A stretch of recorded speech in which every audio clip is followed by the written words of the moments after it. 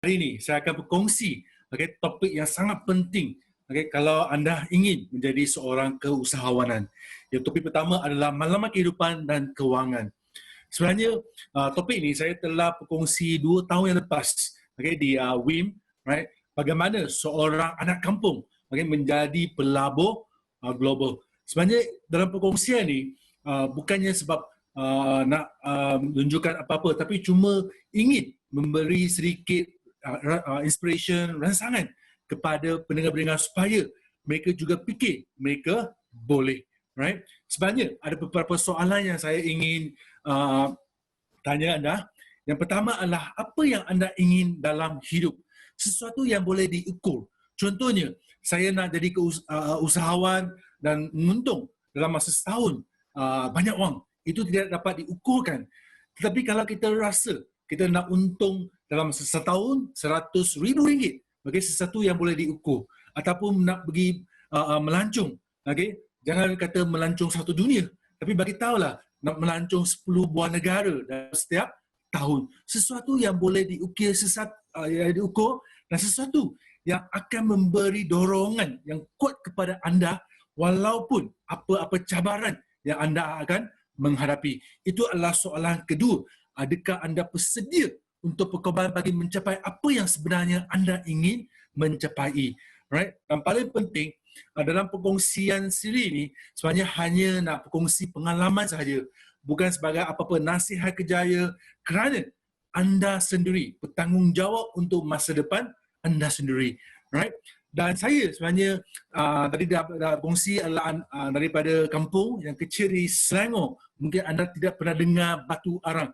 Namanya Batu Arang kerana banyak arang batu. Right? Itu yang saya belajar semasa kat geografi. Satu tempat yang kecil yang semua orang ramah-ramah, right? Tetapi saya rasa saya ingin berkongsi latar belakang keluarga saya supaya anda pun rasa juga benda yang sama. Tidak semestinya apa-apa latar belakang saya bukan yang daripada keluarga yang kaya ataupun daripada doktor, hanya keluarga yang biasa sahaja. Right? Saya masih ingat bapa saya terpaksa kerja sebagai pemandu lori, sebagai pemandu bas, right? Dan mak saya terpaksa bekerja di kilang batu bata. Right? Dalam satu hari kadang-kadang kena 2-3 kerja supaya ada cukup makanan, alright, untuk kami dan juga untuk mendapatkan pelajaran. Right? So memang latar belakang Max adalah yang keluarga yang sebenar, yang sederhana je. Okay? Dan dalam masa budak-budak, saya masih ingat lagi, kerana tidak suka untuk belajar. Right? Dalam peperiksaan pertama, nombor kedua, bukan dari depan, tapi daripada belakang. Tetapi nasib baik, dorongan daripada emak sampai hari ini, saya masih ingat lagi ialah, anak, saya tahu anda boleh melakukan lebih baik lagi. You can do better, son. Right? Itu adalah jadi satu dorongan kepada saya supaya sentiasa untuk belajar. Right? Dan paling penting, dalam tajam 4 ke 5 memang itu adalah sangat penting kerana sesiapa yang anda jadi kawan, dia akan menentukan masa depan anda. So pada tahun tajam 45, tahu kan budak-budak nakal kan, right? Campur dengan kawan-kawan yang bagus, campur yang tak bagus, right? Nakal dan kena rotan selalu. Right? Hampir setiap hari kena rotan dah. Okay? Tetapi pada kelas peralihan iaitu 12 tahun, umur 12 tahun, terpaksa kerja sambilan selepas belajar kerana saya ingin mendapatkan basikal saya sendiri. Kerja di kilang perabot, cuba bayangkan, umurnya baru lepas 12-13 tahun dah kerja kat kilang perabot, right? Hanya selepas RM3 satu jam aja. Memang kena perlu lah, sebab hari ini tough sikit kerana dulu dari sejak kecil lagi dah kerja tahu kan, right? Lepas tu di PMR, saya memang daripada keluarga yang sederhana. So, apa yang ibu bapa saya sentiasa bagi tahu saya adalah study hard, right? Dapatkan keputusan yang bagus supaya anda dapat kerja yang baik, dapatkan masa depan yang cemerlang kepada anda sendiri. So, itu menjadi satu dorongan untuk saya untuk belajar kuat, right? Kerana itu mungkin adalah salah satunya, right? Ataupun salah satunya, right? Tiket untuk melepaskan diri daripada kehidupan yang miskin. Okay? So pada PMR masih bagus peperiksaan, keputusannya dapat nombor 1, right? 7A lagi kalau tidak. Okay? Dan kerana dapat keputusan bagus, lepas tu rasa ini semua memang benda yang senang, right? Di SPM dapat 1A je. Okay? So sebab masa tu terlalu sibuk dengan sukan. Okay? Dalam MSSS, dalam SSSM, okay? So anda boleh lihat gambar-gambar ni. Satu habit saya adalah bila saya memutuskan untuk membuat sesuatu, saya akan cuba sedaya upaya untuk yang terbaik. Alright, never give up. Okay, do your best. So selepas dapat offer untuk masuk ke diploma, itu memang satu benda yang tak percaya, right? Kerana keputusan SPM bukannya baik sangat, tapi kerana dalam sukan, okay, saya pun dapat peluang ni. Dan pada masa tu di UTM KL memang bagi tahu sendiri saya akan belajar terbaik, right? Sebaik-baiknya supaya tidak mengulangi, okay, apa yang telah berlaku pada SPM. So memang pada masa itu kalau kawan-kawan saya masih dengar saya, okay, pada di UTM KL tu memang jarang sangat, right, nak bercampur dengan kawan-kawan. Fokus saya hanya belajar aje, okay, dengan bergiga sukan, right. So nasib baik pada masa tu dapat keputusan yang bagus, right, dapat top student. Sebab masa tu hanya pergi sekolah, okay, pergi universiti, lepas tu pergi ke gym, right.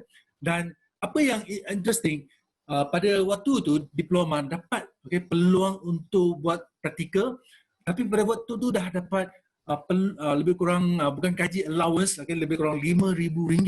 Okay, sebab pada masa tu selain saya belajar di UTM KL, saya juga belajar di informatics, right. Saya dapatkan tabel diploma, okay, sebab saya rasa keputusan yang baik akan memberi satu peluang untuk mendapat pekerjaan yang baik, okay, untuk masa depan, supaya anak-anak saya tidak perlu melalui apa yang saya melalui, right. So selepas diploma, sememang saya dah bersedia dah nak pergi kerja, tetapi dapat juga, okay, peluang untuk sambung belajar di UTM Skudai, right. Dan nasib baik pada masa tu dapat PTPTN, okay, saya sambungkan, okay, ke degree, dan juga dengan rezeki, right, dapat keputusan yang baik juga, okay. So memang Max sangat percaya kepada pelajar tu adalah sangat penting, right, kerana itu mungkin adalah satu tiket supaya kita dapat masa depan yang lebih cemerlang. Walaupun sampai hari ini, okay, dah sibuk dengan bisnes, dah sibuk dengan pelbagai syarikat, right, travel, saya masih, okay, belajar dapatkan MBA saya, right, sebab saya rasa, okay, itu memang dalam saya punya darah dah, okay, pelajar, right. Sebab apa yang menentukan seseorang tu berbeza dengan orang lain sebanyak adalah knowledge. Knowledge is power, right. Seperti apa yang Mr. Kofi Annan selalu bagi tahu, knowledge is power. Terutamanya selepas pandemik ini, knowledge is new wealth. Alright, itulah kekayaan yang terbaru. Sesiapa yang ada pengalaman, ada knowledge yang bagus, right, dia akan menentukan masa depannya, right. Dan saya masih syukur, okay, kerana pada selepas saya dapat degree tu, okay, dapat kerja untuk sebagai network engineer, starting salary dengan RM7,000, saya tolak, okay, offer tu dan terus memulakan perniagaan, okay, saya kerana pasangan mereka ni, right, UTM senior saya, Mr. Lucas dengan Jeannie, mereka bagi tahu sebenarnya dalam kehidupan kita berapa 5 tahun yang orang tu kita ada untuk kita berjaya, lepas tu memberi kehidupan yang mereka yang baik, dapat hantar mereka pergi melancong. Okay, sebab saya tengok balik hampir semua senior-senior saya yang dah ada kerja selepas 3-5 tahun, nak menanggung kehidupan sendiri pun rasa susah. Apatah lagi dapat menghantar parents mereka pergi melancong ke luar negara setiap bulan, dapat memberi mereka beribu-ribu ringgit supaya tidak lagi perlu bekerja. Okay? So, dalam buku ni juga telah membantu saya, sebab saya daripada bidang network IT, itu background saya, itu kualifikasi akademik saya. Okay? Pertamanya adalah sistem. Kerjaan tu sebenarnya ada sistem, ada cara dia. Cuma banyak orang selepas dapat pelajaran, right, pertamanya adalah kerja. Right? Sebab itu adalah sistem yang kita familiar, apa yang parents kita bagi tahu kepada kita. So dalam buku ni sebenarnya adalah sangat penting. Bagaimana E equal to MC square. Bagaimana seseorang telah trade masa dia untuk kaji. Contohnya, kalau pendapatan adalah RM3,000, kalau kita kerja 20 hari ke 26 hari ke, divide by 8 jam satu hari, sebenarnya harga ataupun nilai kita satu jam hanya lebih kurang 15 hingga RM20. Kata banyak, tak banyak. Right? Tetapi kalau kita sekarang pergi makan lunch yang bagus sikit, okay, lunch set pun dah lebih kurang 15 hingga RM20 dah. Right? Kalau kita dah kerja selama 5 tahun, 10 tahun, dapat pendapatan RM10,000, nilai kita hanya lebih kurang RM50 satu jam. Dan itu yang saya tidak mahu orang lain menentukan nilai saya. Biarlah saya sendiri yang menentukan berapa nilai saya hari ini. Kalau saya nak nilai saya satu jam adalah RM10,000, RM100,000, kita sendiri yang menentukan, bukan bos kita. Dan dalam buku ni juga bagi tahu, mereka telah buat satu survey, mereka yang selepas graduate sampai umur ke 65 tahun, okay, lebih kurang 95% pada umur yang 65, sama ada mereka dah meninggal ataupun mereka masih kerja ataupun mereka masih bergantung kepada anak-anak mereka untuk bersara, right? Untuk kehidupan setiap hari. Dan hanya 5% saja yang telah berjaya, yang tidak perlu bergantung kepada anak-anak mereka. Right? So bila kita lihat, okay, apa yang berlaku pada sekarang, okay, orang-orang tua kita kata, selepas mereka dah bertungkus lumus kerja untuk kami, right? Tapi kami tidak sanggup untuk ataupun tidak mampu untuk menyanggung mereka. Okay? Ini adalah satu masalah sosial, right? Tetapi kerana kehidupan semakin jadi tension, right? Semua harga dah naik, inflation semua dah, right? Tapi gaji je tak naik, right? So kalau kita melakukan apa yang mereka melakukan, hasilnya masih sama. Buku kedua yang telah mengubah, okay, hidup saya adalah Rich Dad Poor Dad. Dalam buku ni sebenarnya dia telah beritahu lebih kurang 95% yang kerja untuk orang lain, right? Ataupun kerja untuk diri sendiri. Hanya 5% saja yang kerja bisnes dia ataupun dia invest. Tetapi 5% elite group ni telah kontrol lebih kurang 95% kekayaan dunia. So apa yang tidak balance ni sebenarnya bukan sebab apa? Sebab mereka melakukan sesuatu yang berbeza.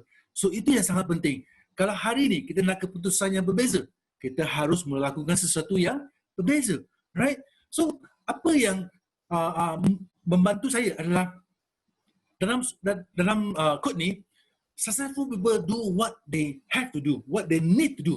Bukan apa yang rasa feeling tu, right?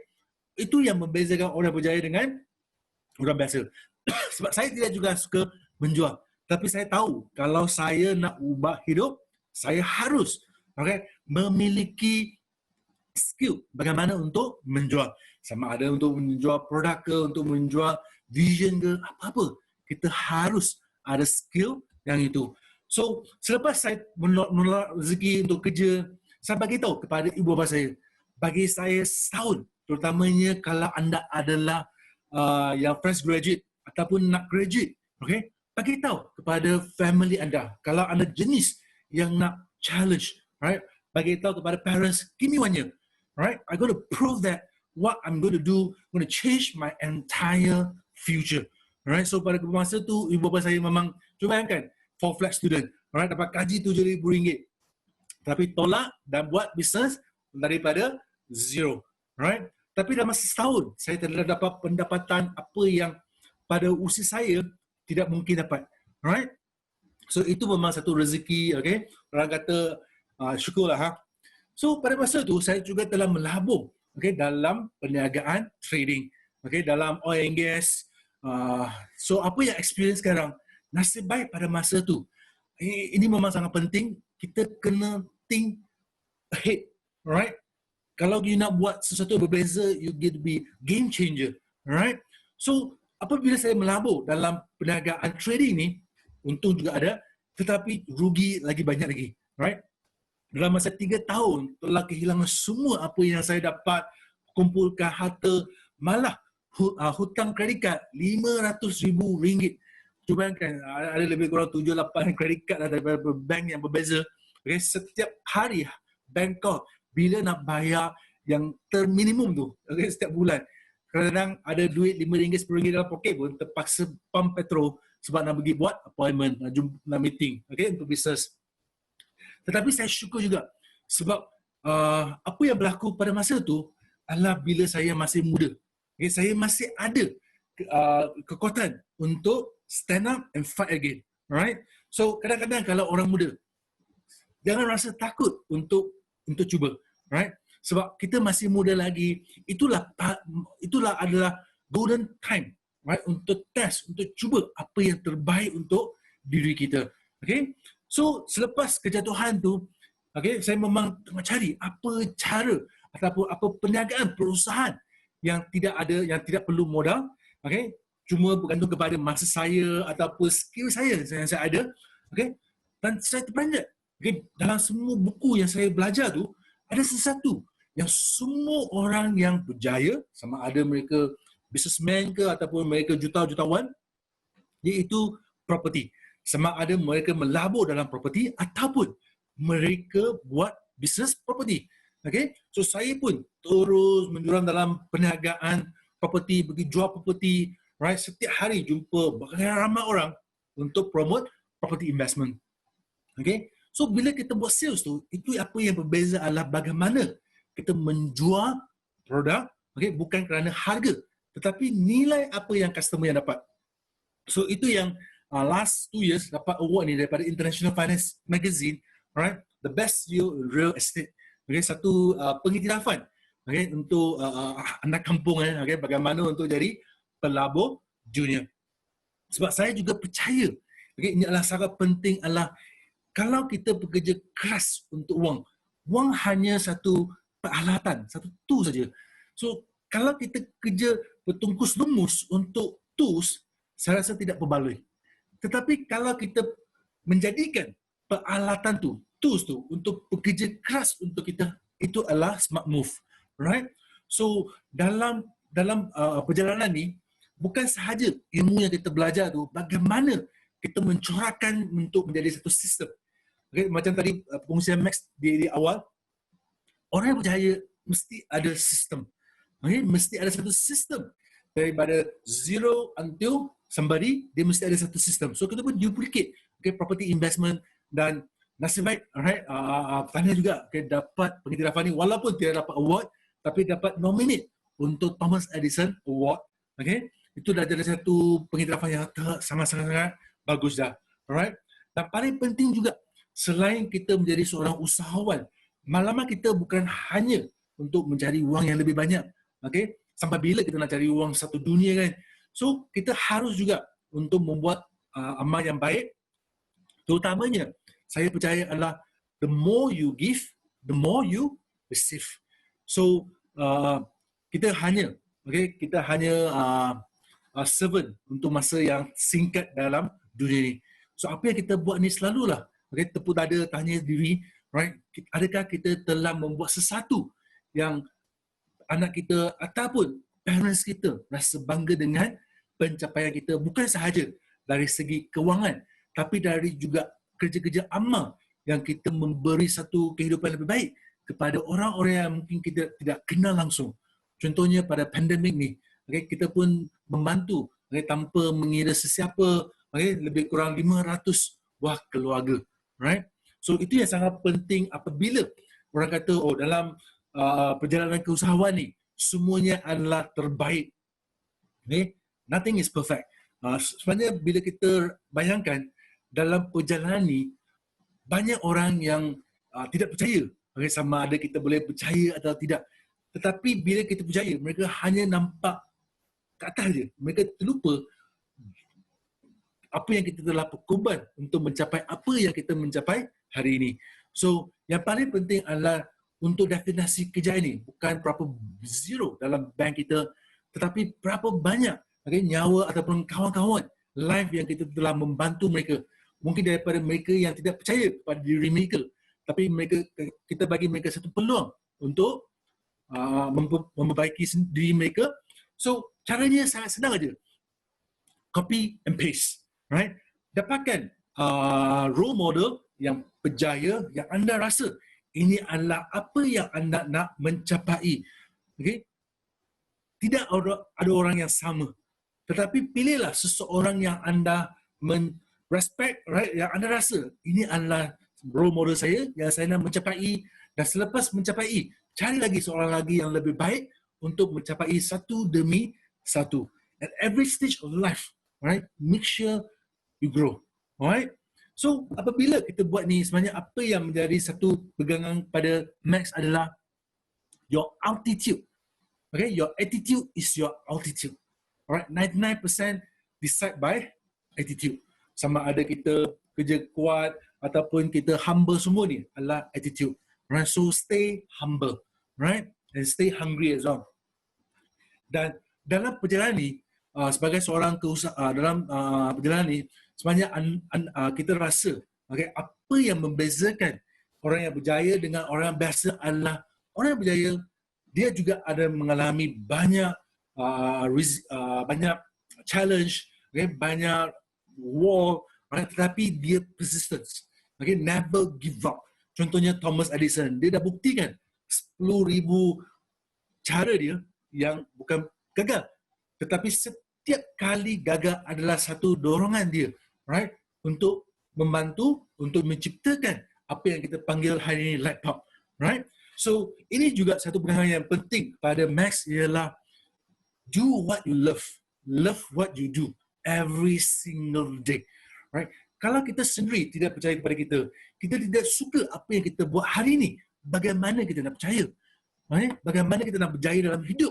So itu yang penting adalah passion, alright? Passion on what you are doing every single day. So saya rasa, saya hope, right, dalam perkongsian saya ni yang singkat ni dapat memberi sedikit, right, dorongan, right, bagaimana untuk berjaya dalam hidup sebagai seorang entrepreneur, right? Sebagai seorang entrepreneur, the whole world may not believe in you, tapi kita sendiri kena percaya kepada kita sendiri. Itu yang paling penting, okay? The belief system.